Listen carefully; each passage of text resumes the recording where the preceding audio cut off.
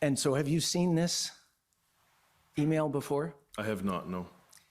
It's sent on Wednesday, February 16th at 1:23 p.m. to Chrystia Freeland, MP, and it reads, "I declare war on all the Canadian government for lying about COVID-19. Chrystia Freeland will get a bullet to the head. Prepare to feel our wrath. Yours truly, the Canadian COVID government resistance. We will visit you at your home this Friday at 6 p.m. So you better be hidden and be placed into protection because we know where you live." And signed, Larry Jenkins.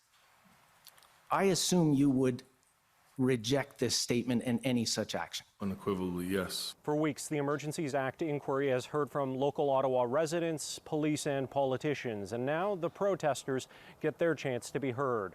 Chris Barber, one of the leading truckers involved in anti-COVID vaccine mandate protests in Ottawa, says whatever goals other individuals or groups may or may not have had, his objective was always ending cross-border vaccine mandates for truckers.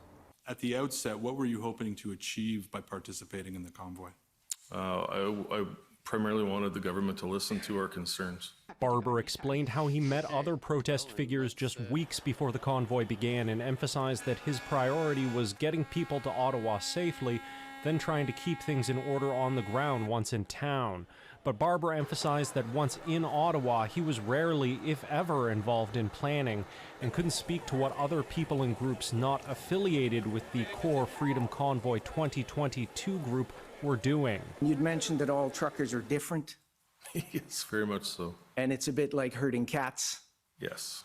And if you put 200 in the room, somebody's going to get a black eye or a broken nose. Primarily, yes. How many did you bring to Ottawa?